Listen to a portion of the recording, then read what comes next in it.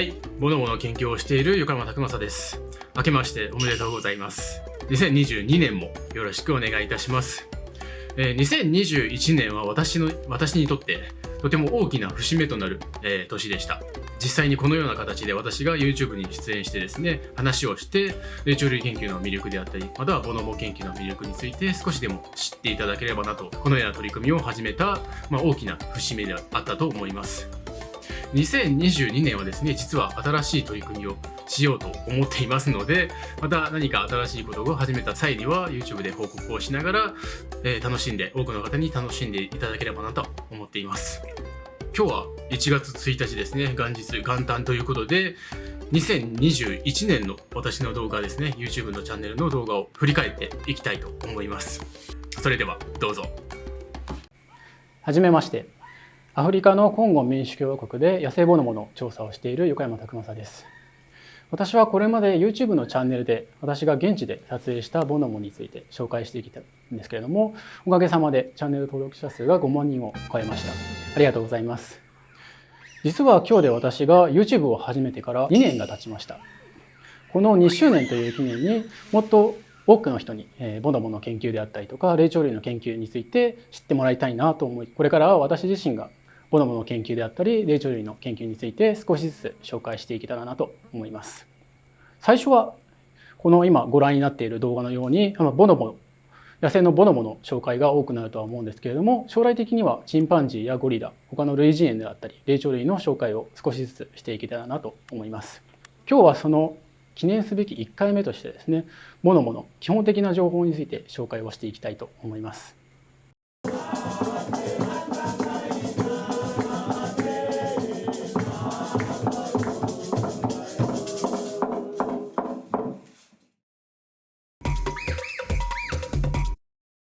それではまずボノボがそもそもどこに生息しているかという話をしたいと思います。こちらアフリカ大陸の地図なんですけれども、野生のボノボはこのアフリカ大陸の中央あたりですね、赤道が通る中央あたりのコンゴ民主共和国、こちらにのみ生息しております。このコンゴ民主共和国ですね、面積が約234万平方キロメートルですね。日本の場合ですと国土の面積が約38万平方キロメートルなので、約6倍の大きさでとても大きい国だということがわかると思います。それではこちらのコンゴ民主共和国ですね、もうちょっと焦点を当てていきたいと思います。はい、こちらがコンゴ民主共和国拡大した地図なんですけれども、私が調査を行っている場所はこの2番ですね、2番のルオー学術保護区ワンバ村という場所でボノボの調査を行っています。野生のボノボ自体はコンゴ民主共和国広く生息していると言われているんですけれども、調査ですね、大学の調査であったり研究機関の調査が行われている場所はあまり多くはありません。例えばこの1番がですね、ロマ湖と呼ばれている場所、2番じゃないですね、3番ですね、3番がルイコタルという場所なんですけれども、研究自体が行われている場所はあまり多くはないです。ただ私が行っているこの2番のルオー学術保護区ワンバは1973年から調査が行われてて、長期的な調査が継続して行われているので、とても貴重なサイトだということがわかると思います。それでは実際にこのルオー学術保護区ワンバ村がどういう場所かという説明に入りたいと思います。はい、こちらが実際のワンバ村ルオー学術保護区の映像になります。こちら2018年に私がワンバ入りした時の動画なんですけれども、ウェルカムパーティーを開いてくださっている時の動画ですね。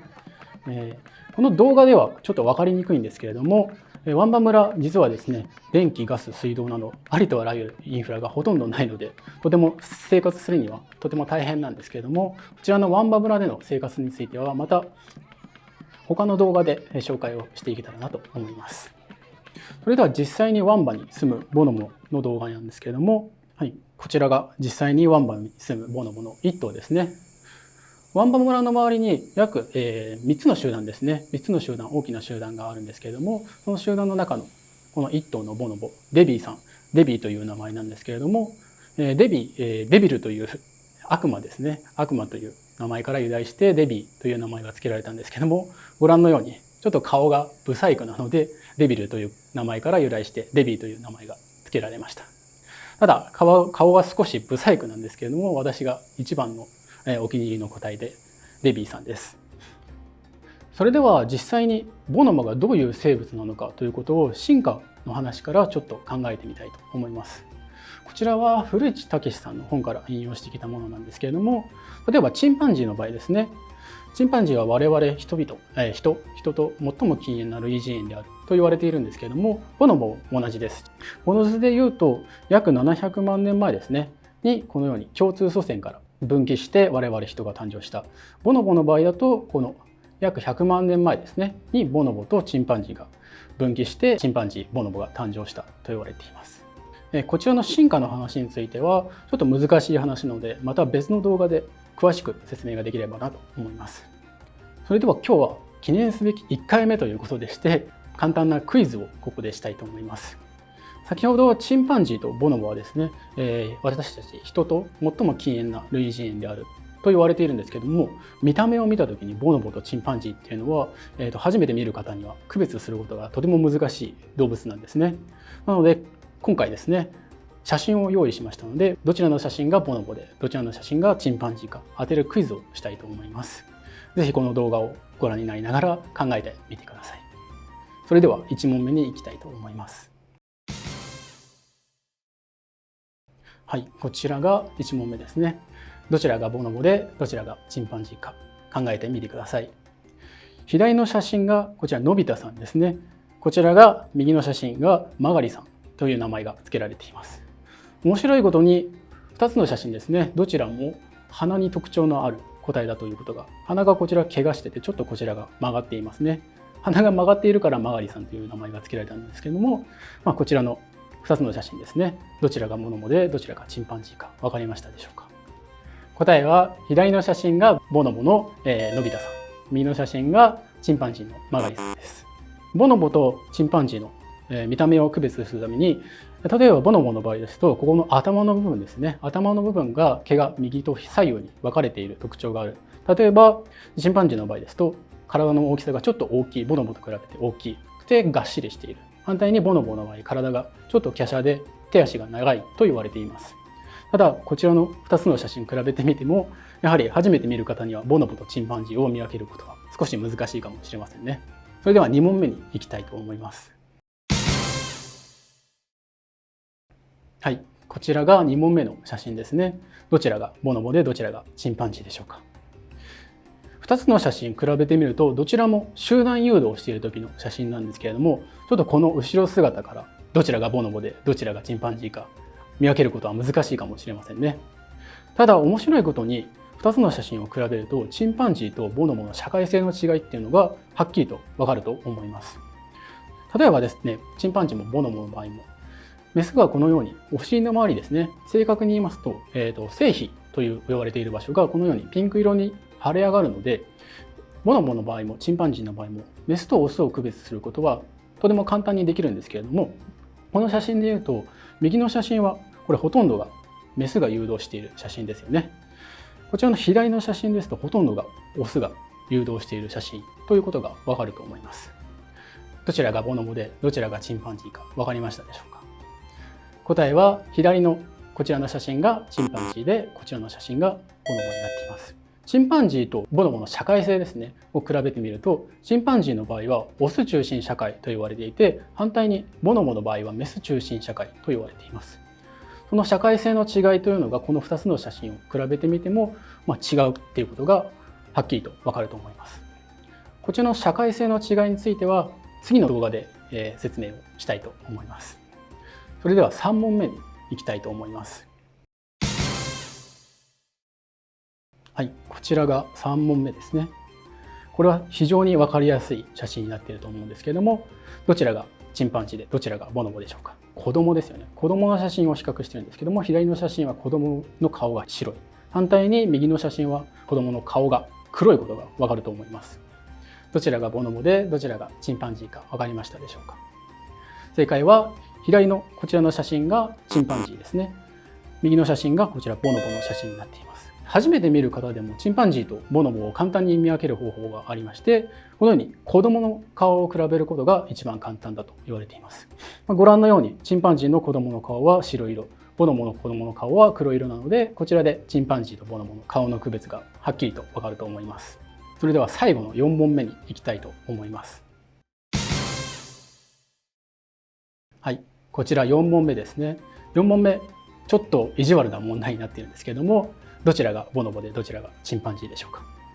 左の写真、こちらの写真が、毛がちょっと少ないですよね。毛が少なくてハゲている。反対にこちらは毛がふさふさしている。どちらがボノボでどちらがチンパンジーでしょうか。ちょっとこれは意地悪な問題なんですけれども、答えは左も右もボノボですね。両方ともボノボの写真です。左の写真はローラやボノボと呼ばれているコンゴ民主共和国のキンシャサにあるサンクチュアリ、飼育下のボノボの写真で、右の写真が私自身がワンバで撮影したキクさんの、写真なんですけれども、このように飼育下と野生下でもちょっとボノボの姿っていうのがちょっと違うということがわかると思いますが、飼育下だと、なぜかわからないんですけれども、毛がちょっと少なくなってハゲがちになってしまう。反対に野生のボノボですとこのように毛がふさふさしているということがわかると思います。一度 Google で検索ボノボと入れて画像検索をすると、ほとんどの場合このようにハゲているボノボ、毛が少ないボノボが多くなってしまうんですけれども、野生のボノボはこのように毛がふさふさしていて、もちろん飼育下のボノボも可愛らしいんですけれども、このように毛がふさふさしていてとても可愛らしい生物であるということがわかると思います。それでは最後にこちらの写真ですね。こちらの写真について説明をしたいと思います。1本目の動画からこちら切り抜いた写真なんですけれども、実際私が現地で撮影したものなんですけれども、非常に多くの方に利用していただいている、とても貴重な写真だと言われている、とてもありがたいんですけども言われている写真なんですけれども、このように例えば、右のこちらはフランス・ドゥバールさんですね。世界の霊長類研究でとても有名で、ベストセラーの本チンパンジーの政治学ですね、チンパンジーポリティクスという本を書かれたとても有名な霊長類学者の Facebook のページなんですけども、このようにフランス・ドバールさんの Facebook のページで紹介していただいたりとか、あとはこの朝日新聞の山際十一さんですね、ゴリラの研究をされている山際十一さんのインタビュー記事なんですけれども、このように朝日新聞さんにもこのように紹介していただいて、またはこのようにフリッチさんですね、フリッチさんの本でもこのように紹介していただいたりとか、大変多くの方にこの写真を紹介していただいています。というのも、こちらの写真はボノボの社会性ですね。先ほどのクイズでもありましたように、チンパンジーとボノボ、社会性が大きく異なっているんですね。チンパンジーはオス中心社会と言われていて、反対にボノボの場合はメス中心社会と言われることがあるんですけれども、そのメス中心社会であるボノボのこの社会性というものがこの写真にうまく表現されているんですね。こちらの社会性の違いについては次回の動画で解説をしていきたいと思います。ボノボの研究をしている横山拓正です。こちらの写真はですね、前回の動画の最後にでも少し紹介したように、こちらの写真、ボノボの社会性というのをきれいに表しているんですね。この社会性について少し説明をしていきたいと思います。そのボノボの社会性について説明をする前に、少し前回の動画を復習しながらコンゴ民主共和国またはルオー学術保護区ワンバ村のことについて少し説明をしていきたいと思います。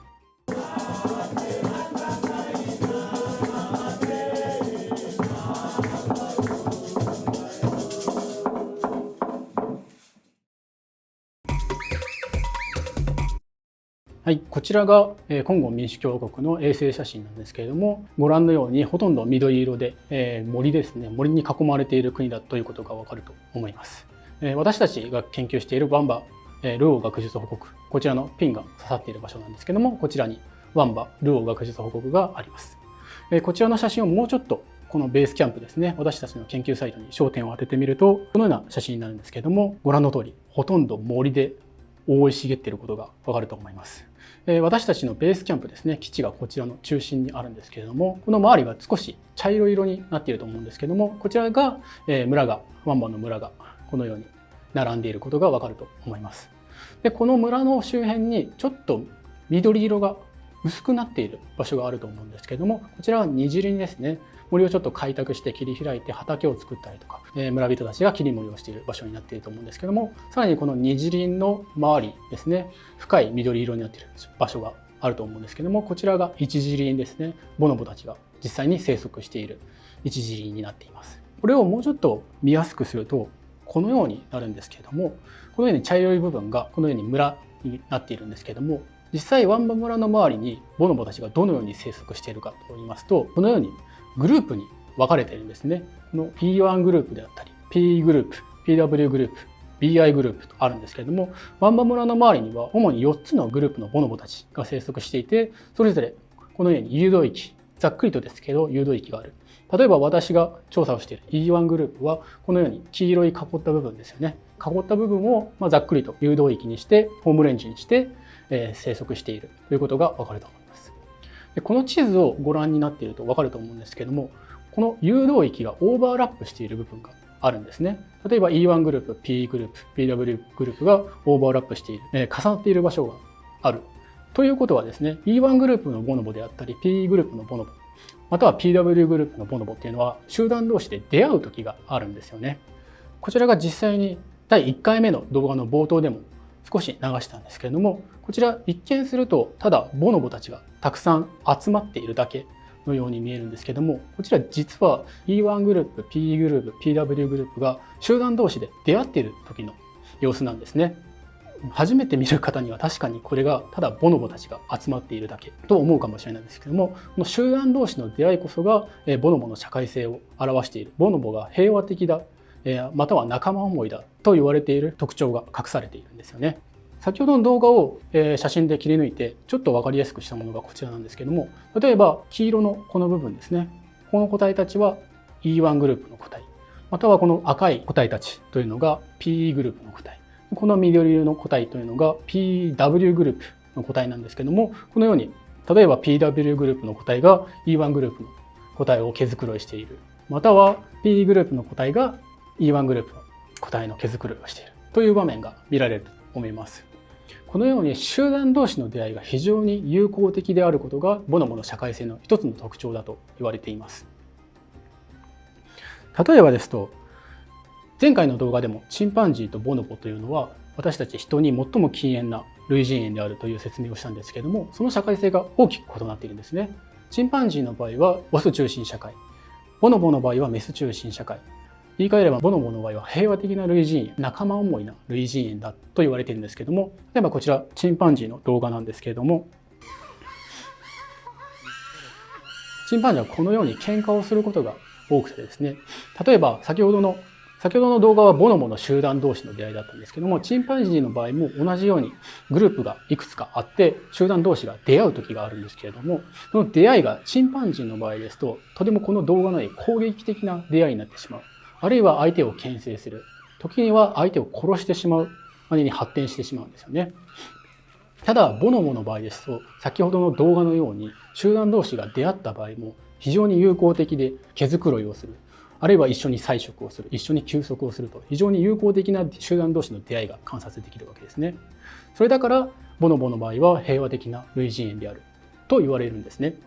または集団同士の出会いでなくても、例えば集団内の出会いでもそうですよね。集団内、例えば先ほどの E1 グループですと E1 グループの集団内同士でも非常に仲がいい。チンパンジーの場合ですと一つのグループの中で喧嘩が起きた時、例えば時には仲間同士で同じグループ同士で殺し合いに発展してしまう喧嘩が起きてしまうんですけど、ボノボの場合ですと集団内でも集団間でもボノボ同士が同士でですね、ボノボ同士で殺し合いをすることがこれまで50年以上研究されているんですけども、全くないんですよね。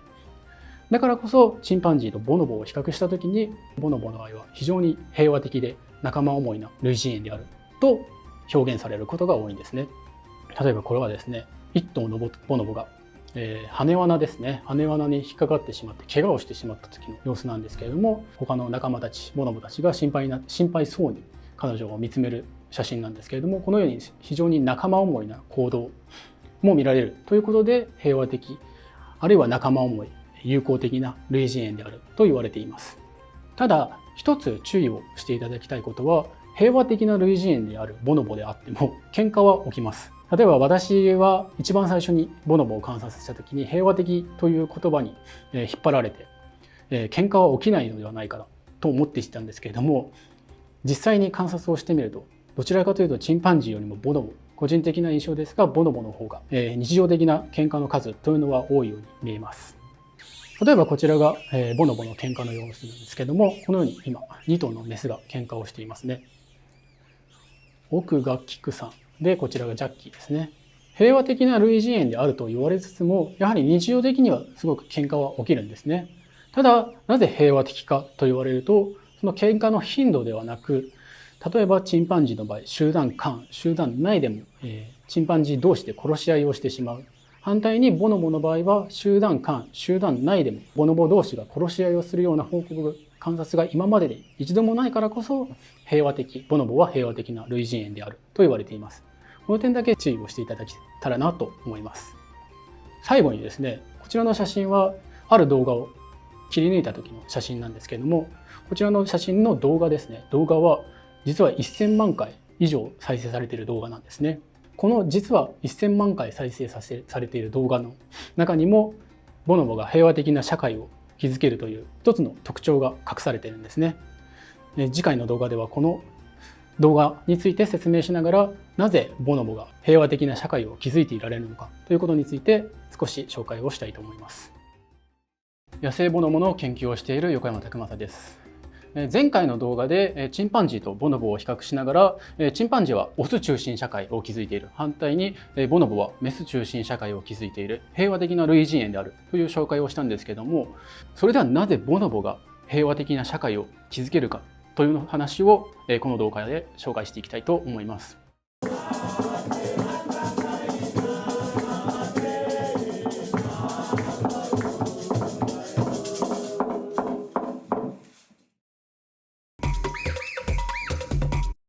前回の動画でですね、最後に動画の冒頭の最後にこちらの写真にですね、その平和的な社会を築ける要因のヒントが実は隠されているという話をしたんですけれども、こちらちょっと写真なんですけれども、この動画を少し見ていきたいと思います。はい、こちらがその実際の動画なんですけれども、実はこの動画私の YouTube チャンネルでも閲覧可能になっていまして驚いたんですけれども、1000万回以上再生されている動画なんですね。ただこれ福さんですね、この個体福さんという、ワンバで E1 グループで一番美しい、顔が美しい個体だと言われているんですけども、この福さんがただ寝そべっているだけの動画なんですけども、この寝そべっている福さんの動画、なぜか1000万回以上再生されたんですね。最初本当に私も自身も驚いたんですけども、この動画のコメント欄を読んでみると、なぜ1000万回以上再生されているのか、何に注目しているのかということに気づきました。どうやら皆さんこの福さんのお尻の周りですね、以前の動画でも紹介したんですけども、この性皮と呼ばれている、メスが性皮が腫れるんですけれども、チンパンジーでもボノボでも性皮が腫れるんですけども、この性皮を見て驚いている方がいらっしゃるという印象を受けました。この性皮の腫れ方の特徴であったりとか、その生態の違いというのがボノボとチンパンジーでは実は違うんですね。そこにボノボがなぜ平和的な社会を築けるのかというヒントが隠されています。はい、こちらがダグラスさんの論文ですねから引用してきたグラフなんですけれども、人の場合ですと、例えば人の女性の場合ですと、精周期というものがあって、約30日間の精周期があって、その30日間に排卵日があって、妊娠可能性な状態というものが生理周期が起きるんですけれども、ボノボチンパンジーのメスも同じように生理周期というものがあります。こちらのグラフがボノボの生理周期について説明しているグラフなんですけども、この白い丸の点ですね、こちらが女性ホルモンのエストロゲンを表しているグラフで、黒のこの丸が女性ホルモンのプロゲステロンですねを表しているグラフですね。でこちらの棒グラフですね、こちらの棒グラフが先ほどのボノボのメスの性皮の腫れの具合ですね。一番大きいのが一番よく腫れている、一番下があまり腫れていないという棒グラフを表しているんですけども、ここに排卵日がありまして、人の場合もボノボの場合もチンパンジーの場合もエストロゲンが上昇して、下降に入った、それと同時ぐらいにプロゲステロンが上昇して、ここの部分に排卵日というものがあるんですけども、ここの部分で交尾をすると受胎に至る可能性があるということが、ボノボでもチンパンジーでも人の女性でも共通して言えることだと思います。そしてこの女性ホルモンの変動に合わせて、先ほどの性皮と呼ばれている場所がこのように腫れたり縮んだりするんですね。もうちょっと詳しく説明をすると、この今右の写真が性皮がよく腫れている最大主張ですね、一番腫れている時期の写真。左の写真が性皮がしぼんでいる状態なんですけれども、排卵日が近づくとこのように性皮がどんどん腫れ上がって、妊娠可能性の高い時期にこのように性皮がピンク色に腫れ上がる。反対に言えば排卵日が終わって妊娠可能性が低い時期というのはこのように精子がしぼむんですね。この精子の腫れというのがチンパンジーとボノボのメスに共通して現れるんですね。ただちょっと難しい話なんですけれども、チンパンジーとボノボ、メスは精子がこのように主張する、妊娠可能性が高い時に精子があのように腫れ上がってくるという話をしたんですけども、実はこのチンパンジーとボノボの腫れ方というよりか腫れの特徴に大きな違いがあります。こちらのグラフが、古市さんですね。古市さんの論文から引用してきたものなんですけども、これは何を表しているかと言いますと、こちらが出産ですね。ここの部分が出産してから次の出産に至るまでのメスの生理的な状態の変化について表しているんですけども、チンパンジーの場合ですと出産をしてから次の出産まで平均で約6年ぐらいある。ボノボの場合ですと出産してから次の出産までが平均で約5年ぐらい、詳しく言えば 4.8 年と言われているんですけれども、出産から次の出産までのメスの生理状態の変化を表しているんですね。チンパンジーの場合ですと出産してからこの白い部分ですね、すごく長く続いているんですけども、約4年以上ですね、こちらが発情していない時ですね。発情していない時、つまり排卵も起きていない、妊娠可能性が低い状態というのが4年以上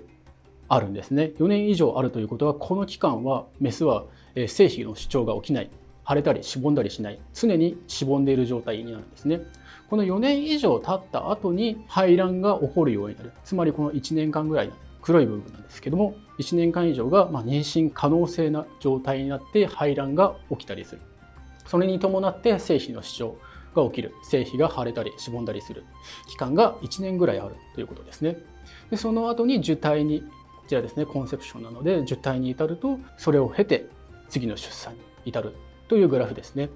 ただこちらチンパンジーのグラフなんですけども、ボノボを見た時に、ボノボの場合ですと出産をしてから1年ぐらいはこちら排卵も起きない、ほとんど発情していない状態になるんですけども、この1年を過ぎてから、この薄いグレーの部分ですね、こちらが偽発情と呼ばれている期間でありまして、この偽発情は精子が写真のように、先ほどの写真のように腫れたりしぼんだりするんですけども、この期間っていうのは排卵がほとんど起きていない状態、つまり交尾をいくらしても妊娠しない期間、これが偽発情だと言われています。この偽発情を経てから本当の発情、排卵日、排卵が起きる、交尾をすれば妊娠可能性があるような状態、つまり精子も腫れていて排卵も起きている本当の発情の期間というのが1年ぐらい続く。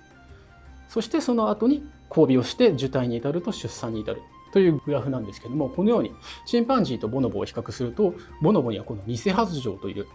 生理状態があるんですね。チンパンジーの場合とボノボの場合、その発情の違いですね。ボノボの発情には偽発情がある。そうなってくると何が変化してくるのか、メスの状態で何が変化してくるかと言いますと、こちらがチンパンジーの実際の動画なんですけども、こちらホダさんで、こちらヨウジさん。ヨウジさんがオスで、ホダさんがこのように精子が腫れているのでメスということがわかると思うんですけども、チンパンジーの場合ですと精子が腫れている期間というのは出産から次の出産までの6年間のうちに約1年ぐらいしかない。つまり言い換えるならば20頭、30頭、40頭いるグループの中で、その中のメスで精子が腫れているメスが瞬間的に1頭であったり2頭であったりとか、非常に少ない数になってしまうんですね。そうなってくると、その少ない精子が腫れているメスをめぐってオスが争いをするんですね。自分が交尾をするために争いが起きる。だからこそその争いが激化してしまう、相手を殺してしまうこともあるということで、攻撃交渉が非常に激しくなるという特徴があります。反対にボノボの場合ですと、このようにちょっと状況が集団同士とエンカウンター、出会っている時の状況なので状況は少し異なるんですけども、このようにメスがほとんど精子が腫れている、偽発情があることによって出産から次の出産に至るまで約5年、6年の間で精子が腫れている期間っていうのがすごく長いので、このように瞬間的にグループ全体の瞬間的にメスで精子が腫れている個体の数というのがとても増えるんですね。そうなってくるとオスが争いをしなくても誰とでも交尾ができる可能性が増えてくるんですね。だからこそ争いが起きない、偽発情によって争いが緩和されて、ボノボは平和的な社会を築けているのではないかということが言われています。ただなぜボノボが平和的な社会を築けているのかというのは、この偽発情以外にも他にも要因もあるんですけれども、この偽発情が特に大きな特徴なのではないかと言われています。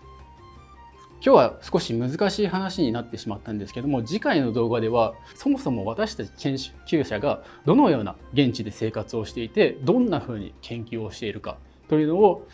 ワンバの身の回りの生活であったりとか、実際に森に入って調査をしている時の様子など動画を交えながら、その研究生活、ワンバでの生活について説明していきたいと思います。はい、野生ボノボの研究をしている横山拓正です。前回までの動画でですね、1回目、2回目、3回目でですね、野生ボノボの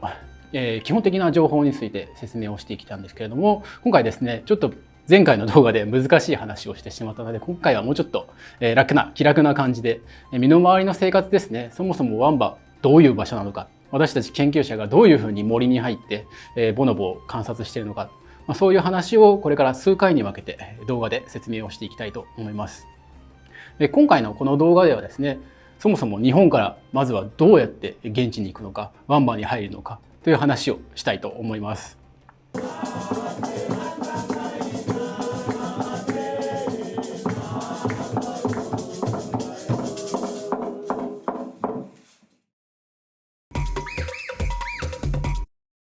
はい、こちらが実際コンゴ民主共和国、アフリカ大陸の写真なんですけれども、こちらコンゴですね、赤道が通る中央あたりにあるんですけれども、まずは日本からコンゴ民主共和国、もちろん飛行機で飛ぶんですけれども、こちらのコンゴ民主共和国に行きます。でこのコンゴ民主共和国、もうちょっと地図を拡大すると、このような写真ですね、コンゴ民主共和国の地図になると思うんですけれども、まずは日本からですね、ほとんど成田空港を使うんですけども、成田空港、もちろん関西関空からも飛んでるんですけども、成田空港に乗って、いろんな国を経由してから、まずこの首都のキンシャサですね、キンシャサに飛行機に乗って行きます。ここのキンシャサに行くまで約20時間ぐらいですね、非常に長旅になるんですけれども、まずはこのキンシャサに行きます。このキンシャサからこの次はジョルという場所にですね、国内線ですね、国内線とは言っても実はチャーター機ですね、8人9人10人ぐらいしか乗れない飛行機をチャーターしてですね、このジョルという場所に行くんですけども、この地図で見るとちょっとこの距離感というのが分かりにくいとは思うんですけども、キンシャサからこのジョルですね、ちょっと調べたんですけども、直線距離を結んだら約 945km ということで非常に遠い、例えばですと東京山口間というのが 935km なので、ここのキンシャサからジョルまでというのが非常に距離が遠いということが分かると思います。でこのジョルにキンシャサから飛行機をチャーターしてですね、でジョルまで向かって、このジョルから次はこの1回目の動画でも説明したんですけれども、このジョルから2番のルオー学術保護区ワンバ村に向かいます。このジョルからワンバまでは約直線距離で70キロ80キロあるんですけども、ここの道のりというのはバイクで向かいます。ただバイクで向かうと言ってでも非常に道が険しくてですね、だいたい約4時間5時間、長いと6時間ぐらいかかった経験もあるんですけども、ほとんどバイクに揺られながらこのジョルから私たちの研究サイトであるワンバまで向かいます。まずはこのキンシャサですね、日本からキンシャサまで行くこのキンシャサの首都キンシャサの説明をしたいんですけれども、はい、こちらが実際のキンシャサの写真なんですけども、申し訳ありませんが、キンシャサの首都の様子がどういう街なのかというのは紹介ができないので、このように食べ物の紹介だけさせていただきます。大人の事情でちょっとキンシャサの写真を紹介することはできません。ただご覧のようにとてもこれ美味しそう、実際美味しいんですけども、Google でキンシャサと検索すれば街並みとか出てくると思うんですけども、ほとんど日本と変わりないような、食べ物が手に入ったり物が手に入ったりと非常に豊かな、首都だと思います。このキンシャサで、我々、研究者ボノボ研究者は、調査許可を取ったりとか、あとは政府の方と喋ったりとか、これからボノボの調査行くんですと、挨拶回りをしたりとか、いろんな手続きを取って、このキンシャサから次は飛行機をチャーターしてジョルに向かうわけですね。こちらが、実際にチャーターしている飛行機なんですけれども、このような、本当小型の飛行機をチャーターしてですね、キンシャサの、空港からジョルに向かって約 4,5 時間ですかね、先ほど 945km と言ったんですけども、4,5 時間ぐらいかけて、ゆっくりと、ジョル、近くのジョルですね、ワンバ村に一番近い町ジョルに向かいます。実際にこれその飛行機が飛んでいる時の写真、動画なんですけれども、これはちょっと、ジョルではないんですけれども、途中の燃料補給のために、降りる場所なんですけども、このように非常に小さな、ちょっとこれ機種が違うんですけども、このような、チャーター飛行機をチャーターして、ジョルからワンバまで、4,5 時間かけて向かいます。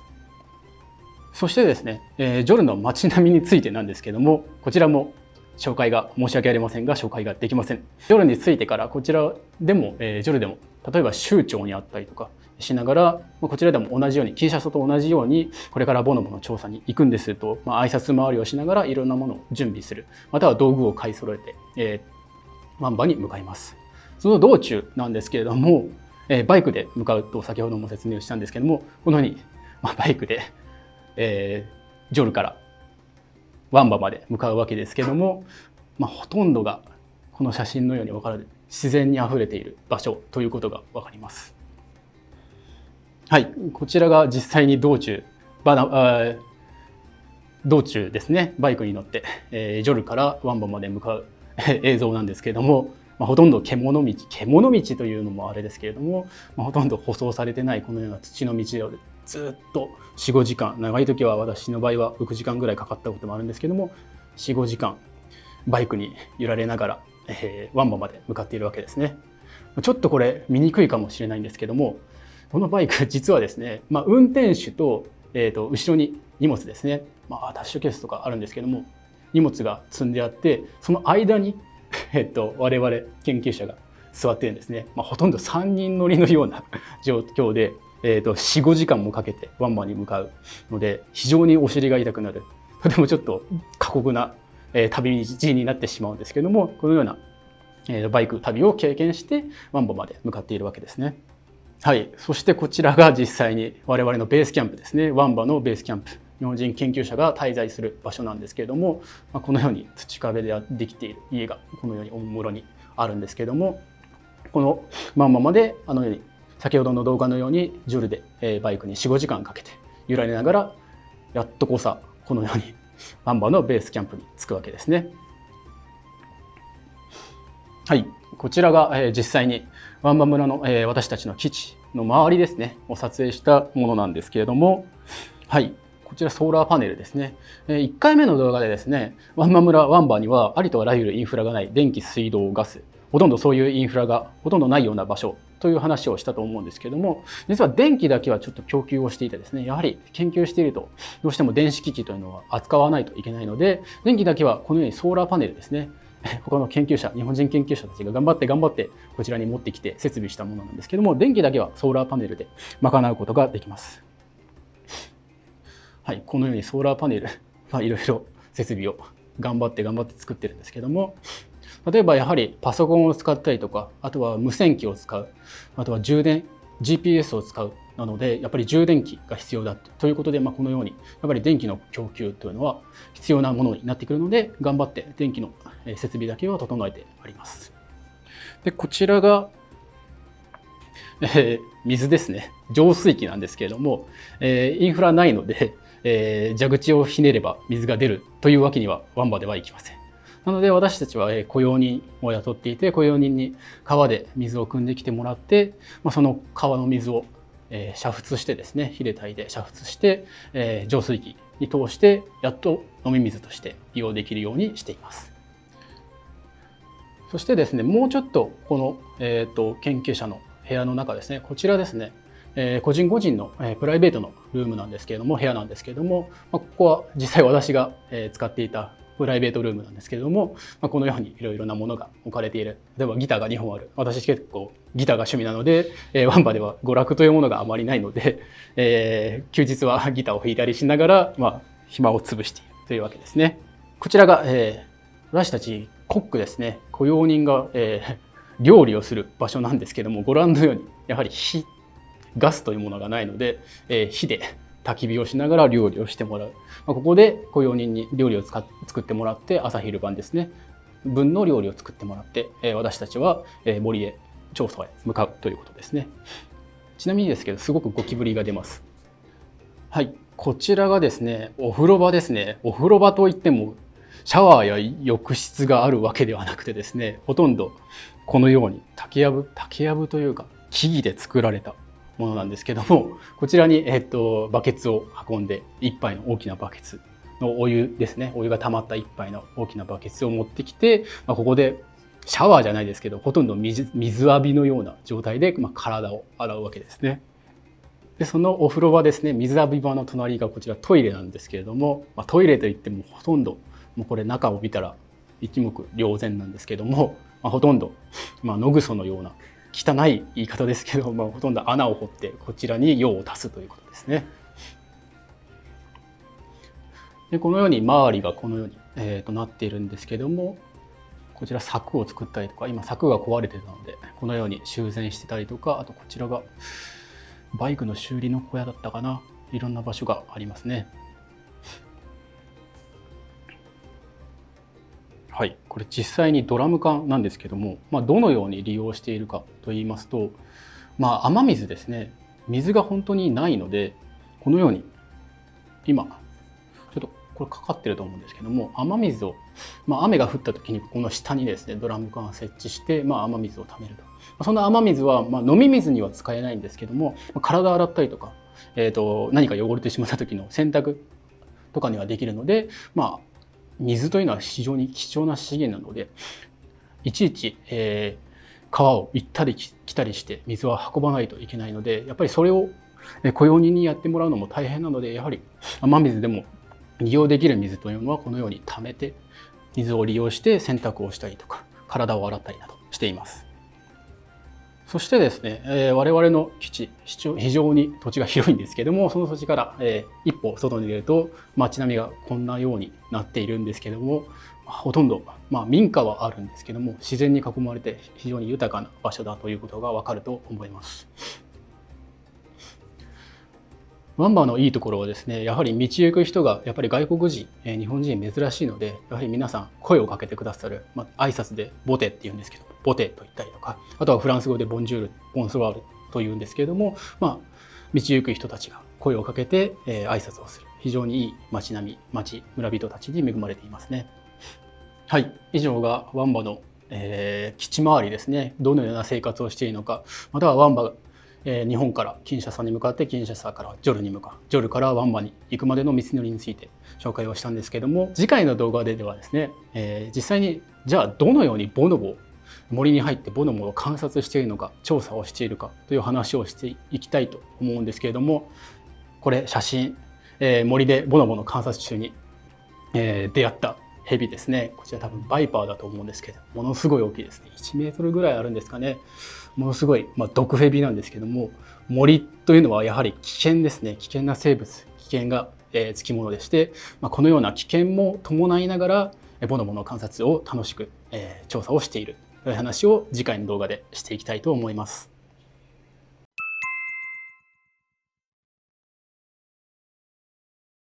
はい、野生ボノボの研究をしている横山拓正です。前回の動画ではワンバまでの行き方ですね、日本からどうやってワンバに行くのか、またそのワンバの基地の周り、基地の中の様子だったり基地の周りの様子について紹介をしたんですけれども、今回のこの動画ではじゃあ森に入ってどうやってワンバのボノボについて観察をしているのか、調査をしているのかという話について少し紹介をしたいと思います。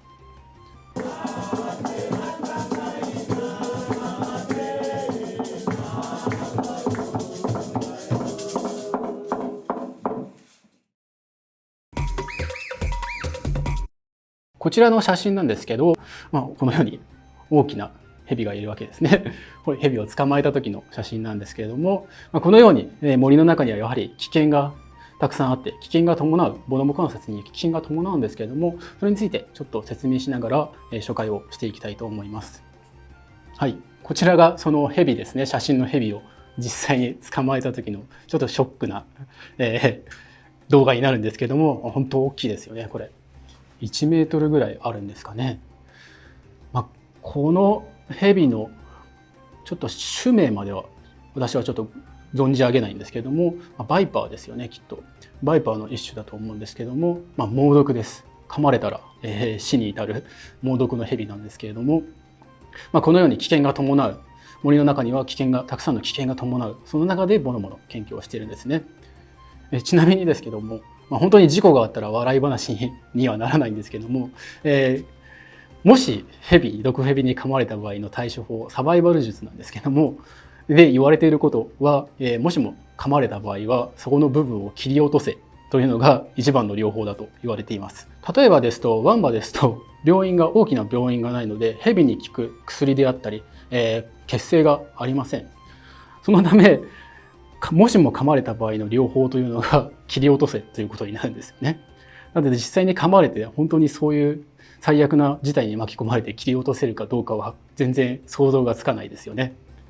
ただ50年以上も私たちワンバでは研究をしている、または世界でもワンバ以外でもアフリカでこのようにヘビがいるような危険が伴う森で類人猿の研究をしていたり、猿の研究をしていたりするんですけども、ヘビに噛まれて死に至ったというような最悪な事故の噂を聞いたことはありません。というのも、私たちにはアシスタントですね、現地のアシスタントがとても優秀なので、このような危険を回避することができるんですね。はい、こちらが実際に私たちの現地ワンバでですね働いてくださっているアシスタントの2人ですね。バンバンベとバファルカという名前なんですけども、非常に優秀なアシスタントです。このようにアシスタントとともに森に入ってボノボの観察をすることが観察をします。今このボノボ、実際に観察をしているところの周りなんですけれども、ここちょっと見にくいんですけども、人が通ったような道がありますよね。このような道で観察する場合には非常に楽に観察することができるんですけども、通常ボノボを観察するような場合はこのように人が通っているような道ではなくて、本当に獣道のような場所で観察することが多い、またはその獣道を必死になってボノボを追跡することが多いです。はい、例えばですと、こちら実際ボノボを追跡するときに、撮影した動画なんですけども、このように草木が覆い茂っていることが通常ですね。ボノボはこのような場所、人が通らないような獣道をですね、もちろん歩いていくわけで、私たちはそれを必死になって草木をかき分けて、時にはアシスタントの力を借りて草木をかき分けてこのように追跡していくんですね。もちろんこの草木はたまにトゲが生えてたりとか、枝が出ていて怪我をすることがあるんですけども、かすり傷をたくさんつけながら必死になってボノボを追跡していくわけです。またはこのように川を越えることもあります。ボノボたちは川をジャブジャブとこのように入らなくてもですね、上の木ですよね、木を伝って川を越えることができるんですけど、私たち人間にはそれができないので、このように仕方なくズボンを濡らしながら、靴を濡らしながら、長靴を濡らしながら必死になって川を越えてボノボを追跡する。またはこの川の周りはですね、場所によってはスワンプフォレスト、沼地になっていることもあるので、沼地非常にぬかるんでて歩くのが大変なんですけども、そういう場所もボノボたちは誘導するので、このような歩きにくい場所、川であったりスワンプフォレスト、沼地を必死になって野生のボノボを追跡することもあります。このように、野生ボノボの観察をする、または追跡をするというのは非常に困難だ。研究者アシスタントは日々毎日のようにボノボを追跡して汗水垂らしながら、または体に傷を作りながら必死になってボノボの追跡観察をしているわけですね。こちらの動画はですね、ある時ボノボを観察している時に撮った撮影した動画なんですけれども、こちら八郎さんですね。八郎さんが今木の上登ってるんですけども、下を見るとボノボたちたくさんいるんですけども、このように村人たちと森で出くわすこともあります。ボノボにとってもワンバの森というのは必要な場所なんですけれども、ワンバの村の村人たちにとってもワンバの森は非常に重要な場所です。というのも森で採取をする、例えばキノコを採取する、魚を採取する、食べ物を採取する、そのためにワンバの村人たちは日々このように森に入るわけですね。だからこそたまにこのように私たちがボノボを観察していると、村人とボノボが出くわすという場面に出会うこともあります。この動画を見ても分かるように、非常に村人たちというのはボノボに対して好印象ですねを抱いていて、村人たちは伝承ではボノボと私たち祖先というのは兄弟だと言われているほどで、ボノボと村人たち、ワンバ村の人々たちはこの森でこの場所で共存生活をしていると言っても過言ではないと思います。はい、以上がワンバ村のボノボの追跡の方法であったりとか、森での観察の方法についての紹介でした。こちら、私が結構気に入っている写真なんですけども、すごく2頭の子供たちがこっち向いてて、可愛らしい、写真なんですけれども、このような綺麗な写真を撮るのっていうのは非常に難しいことだということが、この動画を見て少しでも、分かったのではないかなと思います。研究者は日々、獣道のような場所でボノボを追跡し、汗水垂らして、時には、体に傷を負って、時には大きな蛇に出会う。とても大変危険が伴う、そんなような森で研究をしている、追跡をしているんですね。ただボノボの観察追跡というのは危険も伴い非常に大変なんですけれども、それ以上にボノボたちが非常に可愛らしくて魅力的な生物なので、日々楽しくボノボの調査研究をしています。野生ボノボの研究をしている横山拓正です。今回の動画ではですね、そもそも研究者がアフリカ、コンゴは民主共和国ワンマでどういう生活をしていて、仕事がある日はどういうルーティンワークを送っていて、または休日の日はどういうふうに過ごしているかということについて話していきたいと思います。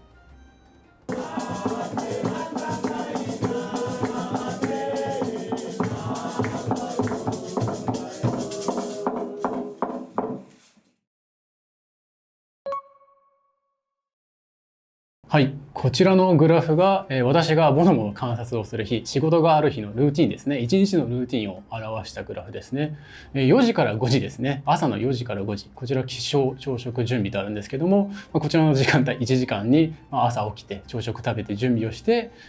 ボノボを観察するために森へ移動をしていくわけですね。森へ着くとボノボたちが日の出とともにですね、起き上がってくるので、6時ぐらい、だいたい日の出が6時ぐらいなんですけども、6時ですね、ボノボたちが起き上がって、日の入りですね、だいたい17時なんですけども、17時日の入りと同時にボノボたちも、また新しいベッドを作って寝るので、その6時から夕方の5時にかけてボノボの観察を、始終追跡 しながら観察をしていきます。こちらのグラフはワンマの地図で、実際に、観察をした日の歩行、GPS の記録のデータでですね、一番左の点がベースキャンプ、私たち基地のベースキャンプなんですけれども、この地図上に書かれている黄色と青の線っていうのが、道ですね。人道、人が切り開いた道なんですけれども、実際にこの赤色とピンク色の線というのが、私たちがボノボの観察をするために追跡をした GPS のデータになっています。赤色のものですね、1日で22キロ歩いていましたね。で、ピンク色のこちらの線はですね、13キロでしたね。この赤いグラフですね、線を見てみると、ぐにゃぐにゃ曲がった部分ですね。もちろん道沿いに沿っていくわけじゃないので、ボノボたちが、森の中を、駆けていく中、観察者、研究者たちはその後を追って追跡しているということがわかると思います。その後18時から19時ですね、ベースキャンプに着いてから水浴びをしたり、体を洗ったり、夕食ですね、晩ご飯を食べて、夜の7時から、雇用人たちとですね、ミーティングをしているので、19時からミーティングを始めて、今日どういうボノボ、どんな行動が見られたかとか、ボノボの状態はどうだったのか、元気だったかとかいう、そういうミーティングをここの時間帯に行います。だいたい20時、8時、夜の8時ですね、8時半ぐらいからやっと自分の時間が確保できるので、私の場合はここでデータ入力ですね、その日観察したボノボの行動のデータ入力をここの時間帯で行います。やはり睡眠は必須なので、10時ぐらいですね、就寝して、また翌日4時に起きてボノボの観察をし始めると、このような形で私の場合は、ボノボの観察を行っています。こちらが、実際にワンバで食べてる食事の、写真ですね。左の、餅みたいな、ものですね。あれがクワンガですね。クワンガ、キャッサバの、粉とトウモロコシの粉かなを混ぜて、練り上げた餅のような、食べ物なんですけども、こちらが今後ワンバの大体日本でいう米みたいなもので、主食となっています。緑色のものがこちらはポンドゥというものでですね、キンシャサとか、コンゴでも有名な料理なんですけれども、こちらは、キャッサバの葉っぱですね、煮詰めて作った料理ですね。こちらのポンドゥもとても美味しくてですね、私は好きなんですけれども、ワンバの食事とても美味しいんですけどね、バリエーションがちょっと少なくてですね、人によってはちょっと自分で、日本から食料を持ち出したりとか、キンシャサで食料を買い付けて、ワンバに持っていく人もいます。次はまた食材の食べ物の話をしたいんですけれども、芋虫が出てくるのでちょっと苦手な方はそこの場面をちょっと飛ばしてみてください。こちらが芋虫ですね。ワンバ食べ物、もちろん野菜であったりとか魚であったりとかいろんな食べ物があるんですけれども、芋虫も食べます。この芋虫がですねすごくワンバでは、好きな人が多くてですね、芋虫がたくさん、湧いているたくさんいる時期にはですね、本当に子供や女性が、ね、喜んで芋虫を取りに行ってそれを料理にして食べます。芋虫を総称してビンジョウっていうんですけど、ビンジョウ、黒いものがこれバンゴンジュっていうんですけども、結構これ高級食材のようでですね、ワンバで例えばこのビンジョウ、バンゴンジュ取ってキンシャサにも流入してるみたいなんですけども、キンシャサでこれを買おうとするとすごく高いですね。だからこそ、珍味というまでは言わないかもしれないですけど、とても貴重な食材ですね。大きいですね。すごく大きいですね。魚なんですけれども、ナマズのような魚なんですけども、このような魚も取れるので、ワンバではその魚であったりとか、あとは鶏肉であったりとか芋虫、いろんなものを食べながら、生活をしています。土曜日の午後からと日曜日というのは、仕事がない、子どもの観察をしないので、もちろん休日もあるわけですね。休日の過ごし方なんですけれども、私の場合は村人とお話をすることが多いですし、趣味でギターをやっているのでギターを持っていてギターを弾いていることもあります。こちらの動画が実際に村人と喋りながら、私がギターを弾いていたら、村人がちょっと貸せよということで、ギターを取られて村人が、ギターを弾いてるんですけども、このように私の場合は村の人、ワンバの人と喋りながらゆっくりと、休日を過ごして、やはり仕事がある日はすごく疲れるので、その疲れを取るために休日はゆっくり過ごしています。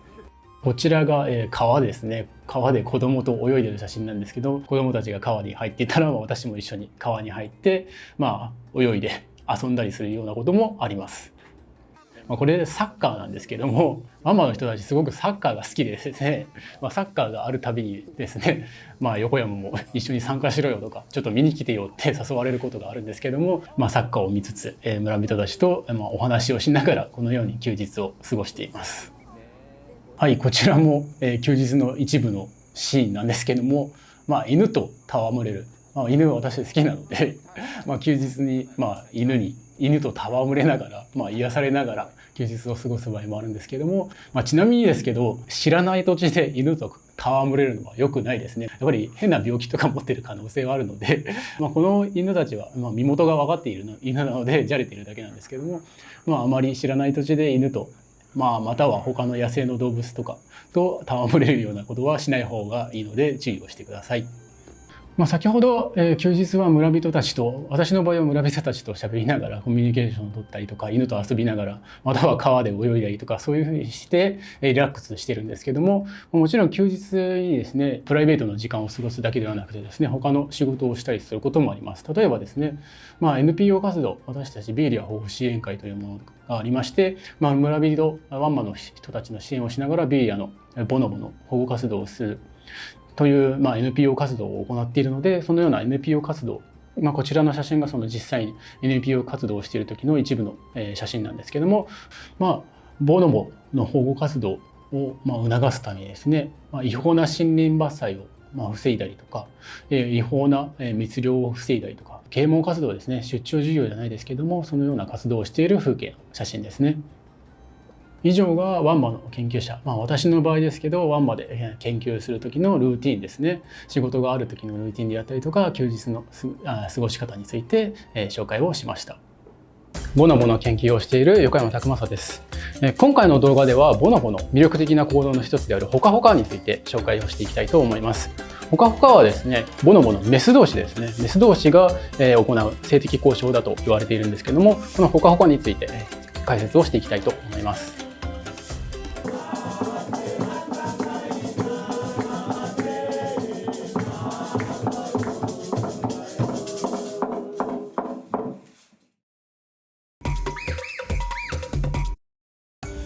はい、こちらが実際にボノボのですね、ホカホカをですね、説明するために描いた絵なんですけれども、ある論文から引用してきてるんですけども、この絵だけ見てもちょっとパッと見わからないと思うので、ちょっと動画を見ながら解説をしていきましょう。はい、こちらが実際の動画ですね。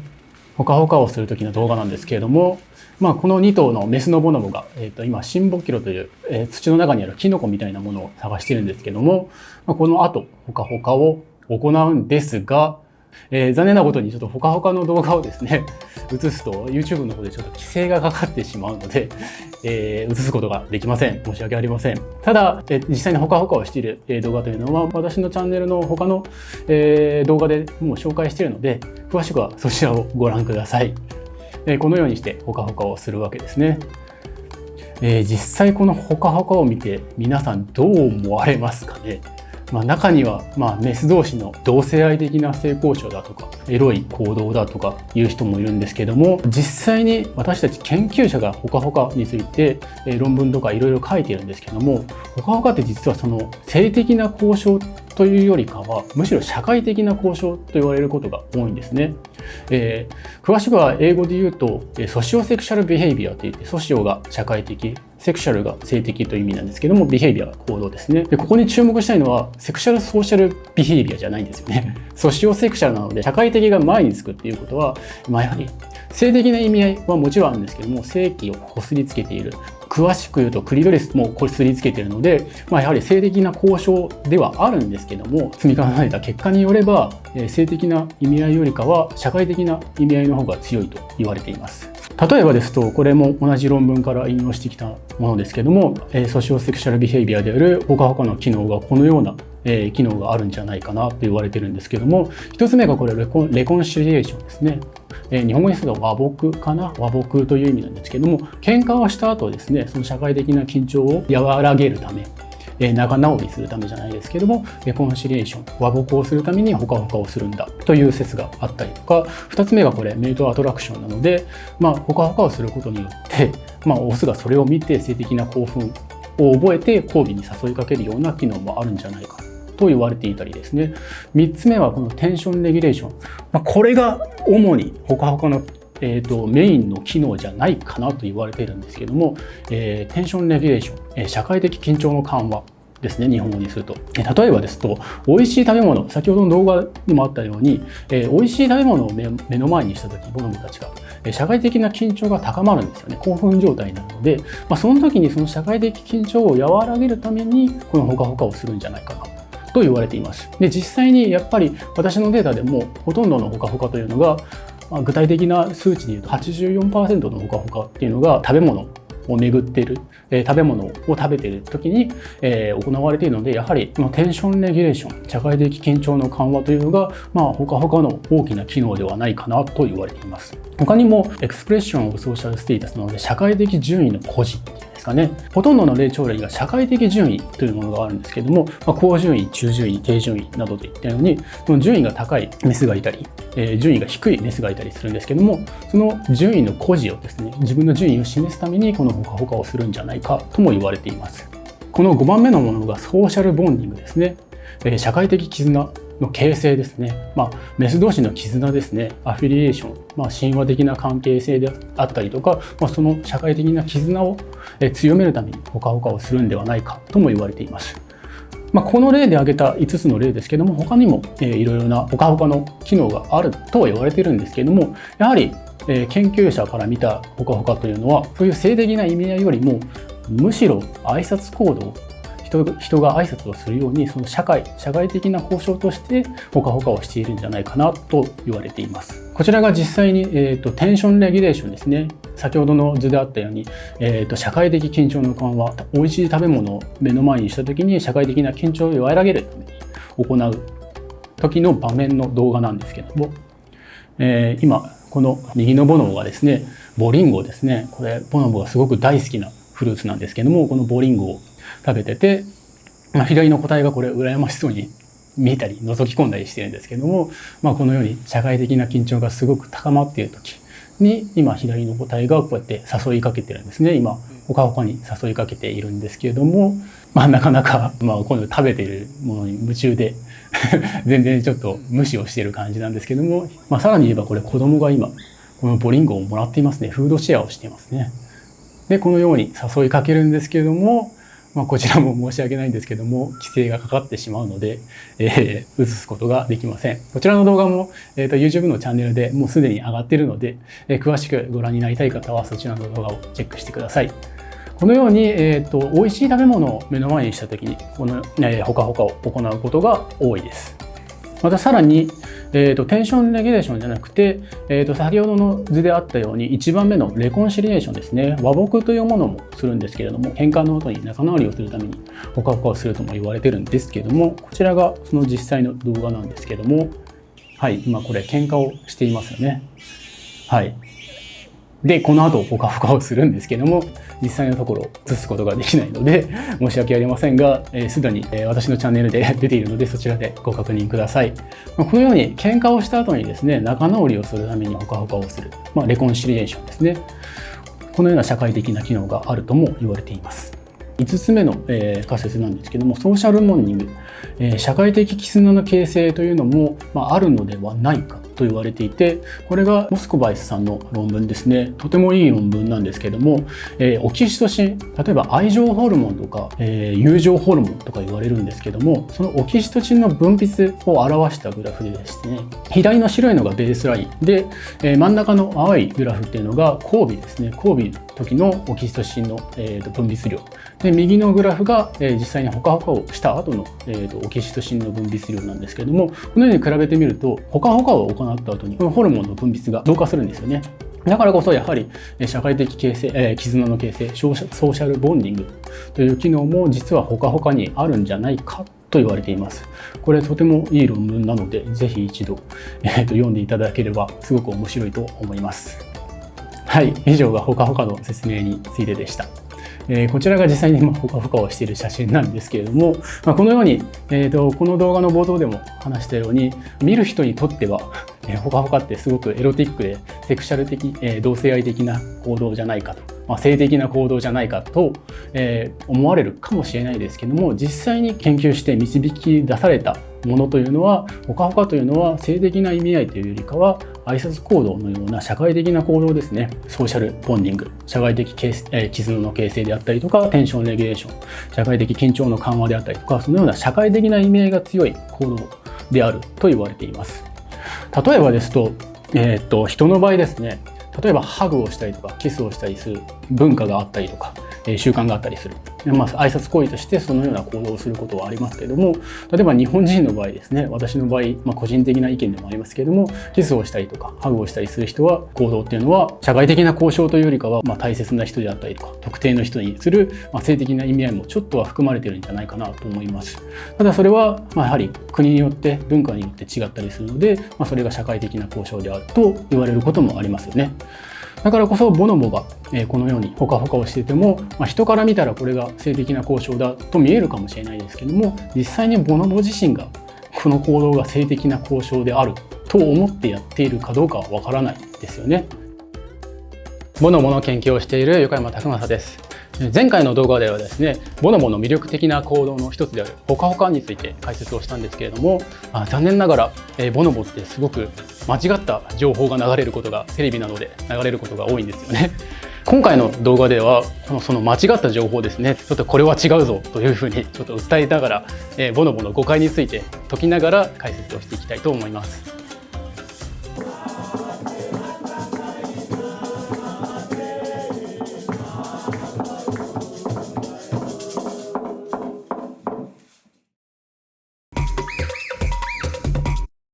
はい、こちらが前回の動画でも説明を少ししたんですけども、ボノボのほかほかですね。一見すると性的な交渉にも見える行為なんですけれども、実際には研究で分かったことは、性的な行為、交渉であるというよりかは、むしろ挨拶行動のような社会的な交渉であると言われています。このようにしてボノボの行動というのは、ほかほかをはじめ様々な魅力的な行動をするので、とても面白い生物ではあるんですけども、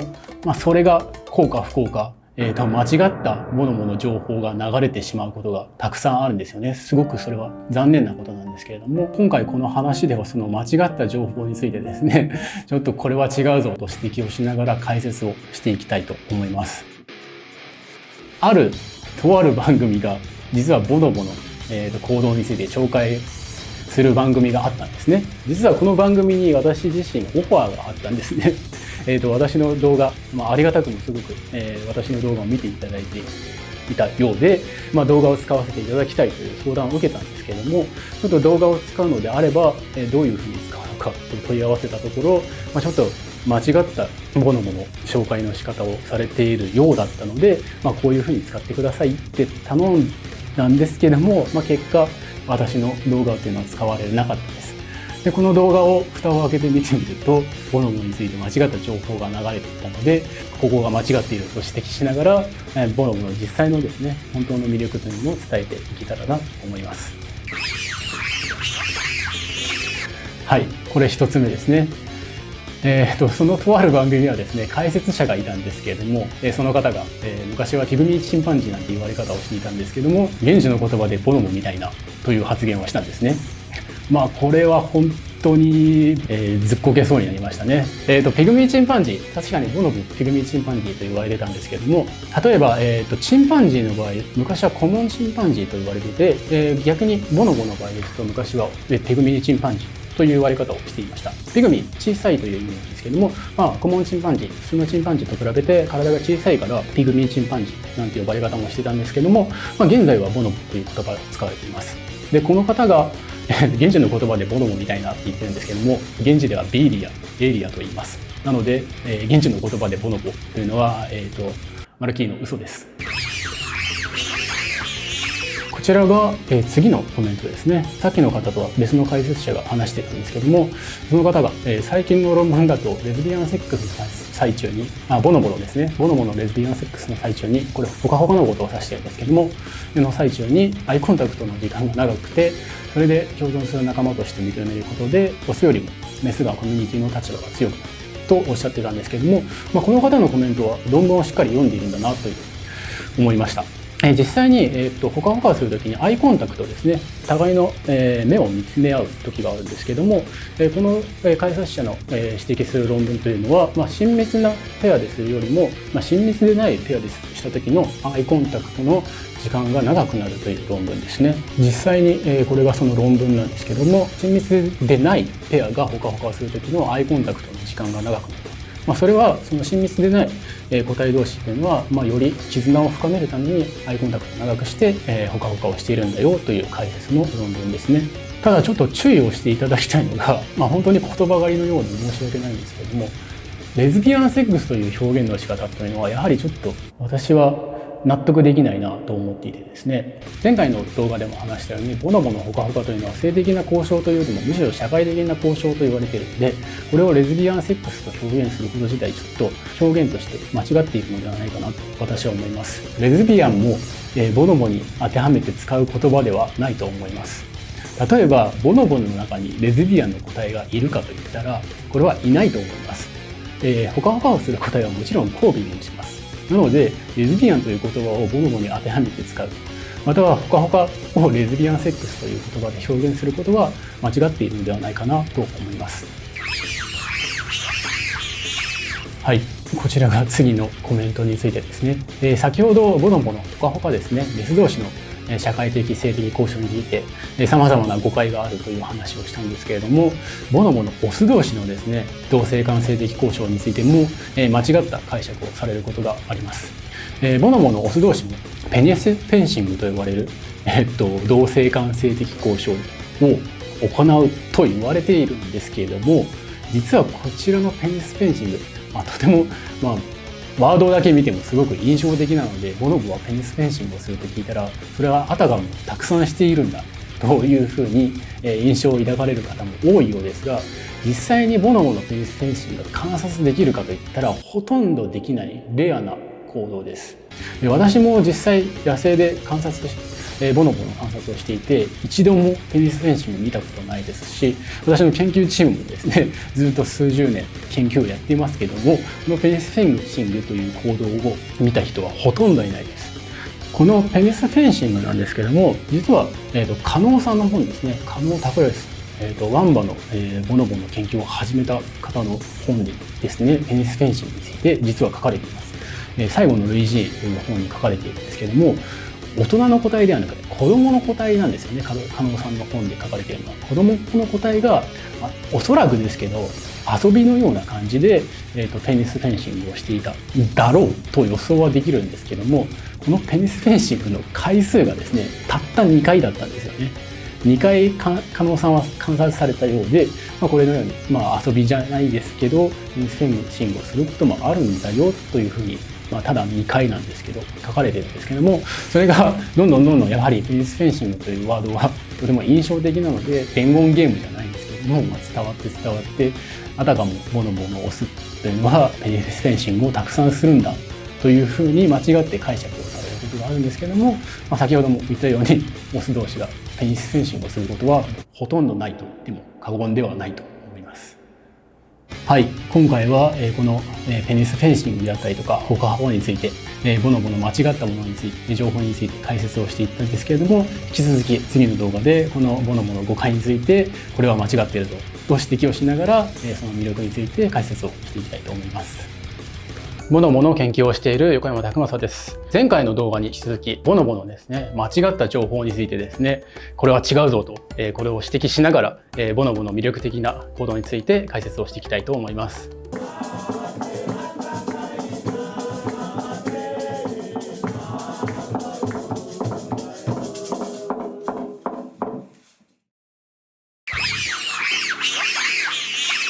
はい、ではまずこちらのコメントについてですね、番組の中でですね解説者が、このような発言ですね。交尾とかの時にディープキスをする動物はボノボくらいという発言をされたんですね。これも衝撃的な解説でしたね。ディープキスをする動物、ボノボ、確かにディープキスをする動物ボノボって言われることはあるんですけども、これも、ほとんど見ない行動ですね。さらに言えば交尾とかの時にディープキスをする、こんなのは見たことないですね、実際に。で、実際に本当にそれがあるのかということを私も調べたんですけども、確かにある本ではディープキスをするっていう本を書かれているんですけども、その方の本で出てくるボノボはまず飼育下であるんですね。飼育下は確かにそういうディープキスをするような場面があるようです、実際に。YouTube でちょっと探してみたんですけども、確かに飼育下のボノボらしき個体がディープキスをしている場面もありました。ただこのディープキスというのが本当に果たして交尾の時にするのかといったら、私はそれしてないんじゃないかなと思います。どんな場面でディープキスをするのかというと、おそらく何か食べ物を食べている時にその食べ物を奪うというかもらうために、口の中に自分の口を突っ込んで、ひょっとしたら食べ物を分けてもらっているのかもしれないですし、例えばあとは遊びですよね。本当に遊びのような行動としてディープキスをしているかもしれないです。ちょっと実際に飼育下のボノボを私は観察したことないので分からないですけれども、飼育下ではディープキスという表現も変ですけどするかもしれないですけども、交尾の時にディープキスをするような報告はおそらく文献探してもなかったです、私の中で探す限りは。なのであたかもディープキス、ボノボはディープキスをするんだという表現をするのはちょっとこれは間違っているのではないかなと思います。はい、次のコメントについてですね、ボノボは売春をするという解説をされていたんですけれども、これもボノボが大きく誤解されている一つのトピックなんですけれども、この売春をするということに対して、私が書いたコメントがその下なんですけれども、ボノボのメスが植物分配と交尾を交換する行動というのは、実際には周りに食べ物がたくさんある、十分にある状況でわざわざメスがですね、オスにその食べ物をもらう必要がなくても交尾を行うので、売春という言葉というのはやはり間違っていると思っていまして、売春というよりかはむしろコミュニケーションですね。食べ物が周りにたくさんある状況でオスとコミュニケーションを取るために交尾をしているんじゃないかなと言われています。だからこそ売春というのはやはり交尾をして性交渉をして、例えばお金をもらうとか対価をもらうことが売春というワードだとは思うんですけども、ボノボはそれを対価をもらうために交尾をしているわけじゃなくて、コミュニケーションを取るために交尾をしているので、なのでボノボについてボノボが売春をするんだという表現の仕方は不適切、間違っていると思います。はい、こちらが実際に食べ物を恵んでもらう、食べ物の目の前にした時に交尾を行う時の動画なんですけれども、デビさんですね。デビさん、メスのデビさんがボリンゴを食べてて、今覗き込んでるのはこれセコさんですけど、セコくん、オスのセコくん、子供の個体なんですけども、これを分けてほしいとねだりつつ、交尾を行う動画なんですけれども、実際に交尾ですね、交尾と食物分配のシチュエーションというのは、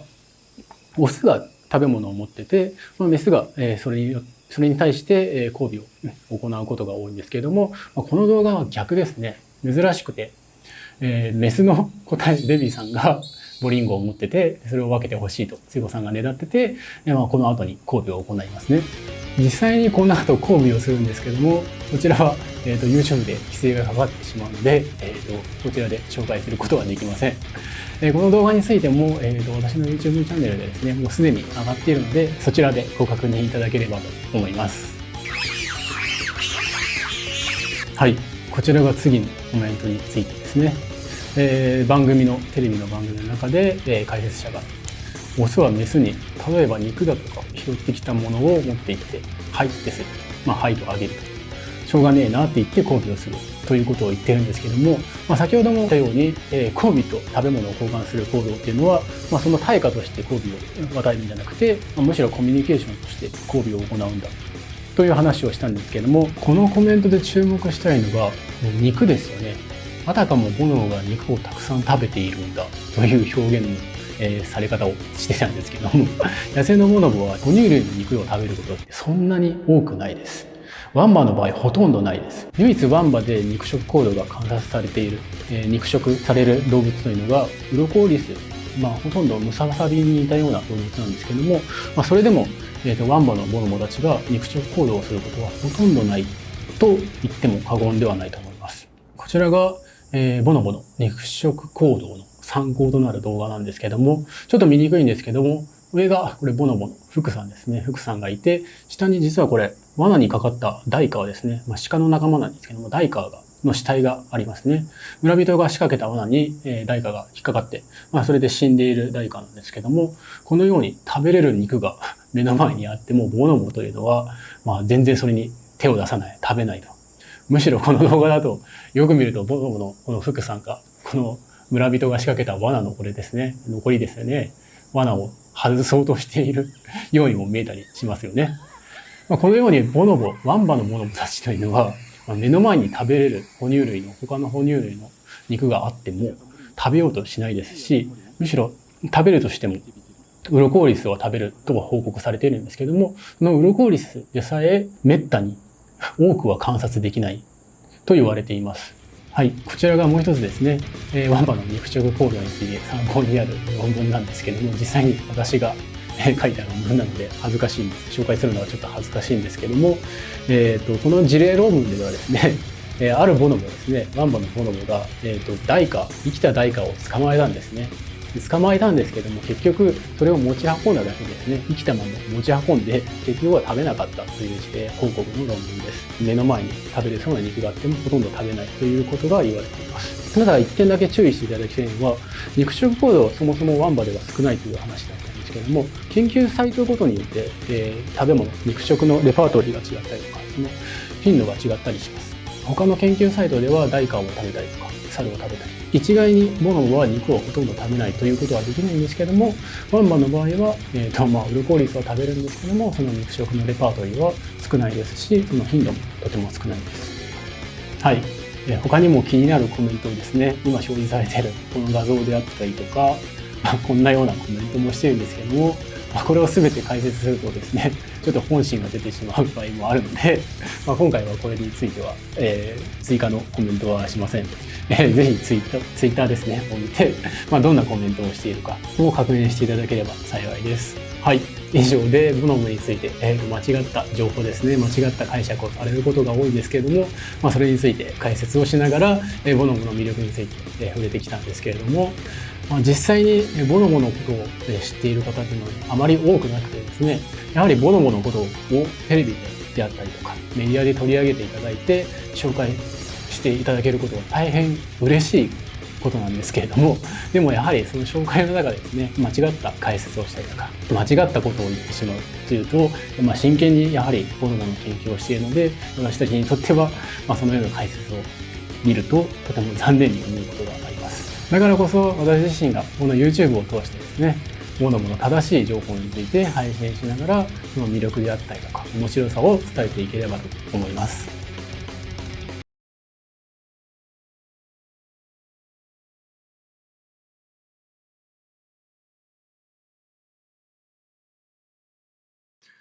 はい。野生ボノボの研究をしている横山拓正です。今回私は非常に怒っています。非常に怒っているというのは YouTube に対して非常に怒っています。非常に怒っているというよりかは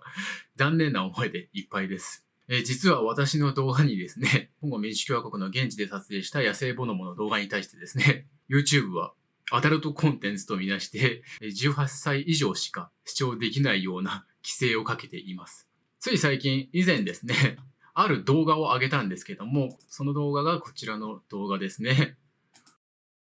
この他の他ですね、アップロードしたての時はですね、非常に多くの方に見ていただいて、とてもたくさん反響があってすごくありがたかったんですけれども、すぐに YouTube の方から規制がかかりまして、アダルトコンテンツだと指定されて、18歳以上しか視聴できないような動画にされてしまいました。実はですね、私 YouTube 約2年前から始めていて、2年前はですね、私自身は、話すことはなくてですね、現地で撮影したありのままのボノボの動画というのを、定期的にアップロードしていたんですけれども、半数以上の動画がですね、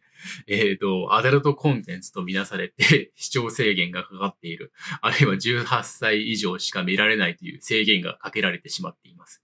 非常に残念です。悲しいです。そもそも私がなぜこのように YouTube を始めたかと言いますと、多くの方にですね、野生のボノボ、ありのままの野生のボノボの姿を見てもらったりとか、野生ボノボの研究の魅力であったり、あるいはゴリラ、チンパンジーなどの他の類人猿の研究の魅力であったりとか、霊長類研究の魅力をですね、少しでも多くの方に知ってもらえればなと思ってこの YouTube を始めました。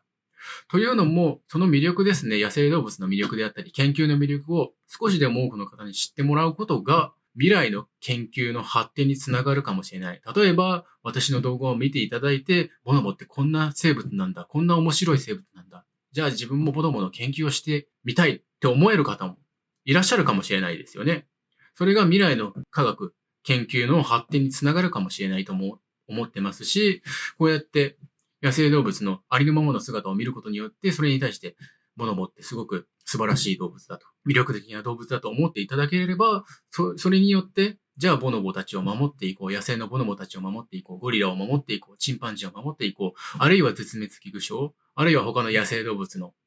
保護活動を推進していこう、保護活動に貢献していこうと思ってくださる方もいるかもしれないですよね。だからこそ、このように私の YouTube チャンネルでありのままのボノボの姿であったりとか、研究活動の魅力っていうのを少しでも伝えていければなと思って YouTube を始めました。実は言うと、こういう話をするのもすごく本当は嫌なんです。嫌らしい話ですごく嫌なんですけれども、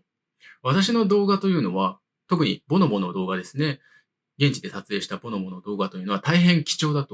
動画だと自負しています。というのも、まず、ボノボ自体、野生のボノボ自体はコンゴ民主共和国にしかいない。しかも、コンゴ民主共和国の奥地にしか生息していないので、まずそこに入るのもすごく大変なんですよね。地理的にも大変なんですけども、もちろん、コンゴ民主共和国という国はとても魅力的な国でもあるんですけれども、やっぱり政治的に不安定な国でもあるので、一般人がなかなか入ろうと思っても、容易に入れない国なんですよね。奥地にあるということは莫大な費用がかかるんですよ。奥地に行くまで。ボノボのいる場所に行くまで、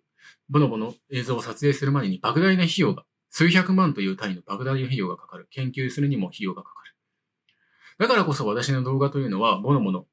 ありのままの動画というのは、非常に貴重な動画だと思っています。実を言うと、ありがたいことに私の YouTube チャンネルを見ていただいた方からですね、特にメディアの方なんですけれども、お声をかけていただいてですね、オファーをいただいて、私の動画をぜひ使いたいと、紹介させていただきたいというありがたいオファーをいただくこともあります。その際には、数万円、数十万円という、あるいは数百万払ってでもボノボの動画を使用したいと、ボノボの動画を撮影してほしいと言っていただける方もいるんですよ。ただ、そのお金以上に私はもっとたくさんの人にボノボの魅力であったりとか、研究の魅力を伝えたいと思っているので、お金以上よりも大切なもの、たくさんの人に伝えたいという気持ちからこの YouTube を始めたんですね。もちろん私自身もお金は欲しいです。生活する上でもお金が欲しいですし、研究する上でも膨大なお金が必要だからこそ、私自身もお金は欲しいです。数百万で売ってください。数十万で売ってくださいと言ったら、喉から手が出るほどそのお金が欲しいです。ただそのお金以上にもっと大切なものがあると思って、私はこのような YouTube の活動を始めたんですね。それにもかかわらず、YouTube さんが私の動画を半数以上ですよね。動画に対してアダルトコンテンツだと見なして視聴制限をかけるのは、とても残念でしかないです。もちろん YouTube にも事情があると思うので、YouTube のルールに従ってこのようなチャンネル運営をしていく義務は私の中にもあるとは思います。だからこそ100歩譲ってですね、ボノボの交尾動画に視聴制限がかけられるならそれはわかります。交尾動画というのは、ボノボだけではなくて野生動物の交尾動画というのは、もちろん交尾という行為自体、交渉自体が性的な交渉、性交渉なので、それがアダルトコンテンツだとみなされるのは、それは100歩譲って理解できることだと思います。アダルトコンテンツだとして規制されるのも理解ができます。ただ、なぜボノボのほかほかの動画がアダルトコンテンツだとみなされるのかは、いささか不信感を抱いています。前回の動画でもですね、私自身がほかほかの交渉について、その機能について解説をしたんですけれども、今までの研究で明らかになったことというのは、ボノボのほかほかという行為は性的交渉というよりかは、むしろ社会的な交渉なんですよね。挨拶行動のような行為なんです。それにもかかわらず YouTube さんがこのほかほかに対してアダルトコンテンツ、アダルトな行為だとみなすのは、それは理解ができないです。一見するとそれは YouTube さんが今までの科学の積み重ね、科学の根拠、科学を否定しているようにも見えますよね。先ほども話したようにボノボ研究のためには、私だけではなくてボノボ研究者みんなに当てはまることだと思うんですけども、莫大な費用がかかるんですよね。一回渡航するだけで数百万というお金が飛ぶ。その大金をはたいた上で研究者たちの努力によってボノボ研究というのが行われているんですよね。その努力があったからこそ、ボノボのほかほかというのは性的交渉というよりかは、むしろ社会的な交渉だという科学的な根拠に基づいて明らかになったんですね。それにもかかわらず YouTube さんがほかほかの動画は性的なアダルトなコンテンツだという見なすことは、本当に科学に対する冒涜だと言っても過言ではないかなと私自身は感じています。ただ、ほかほかというのは初めて見る人にとっては生殖器をこすっているのでアダルトなコンテンツに見えるかもしれない。YouTube さんがほかほかの動画をアダルトなコンテンツだと見て規制をかけるのは1万歩譲ってわかることだとしましょう。ただ、私の YouTube のチャンネルで上げているボノボの動画の中では、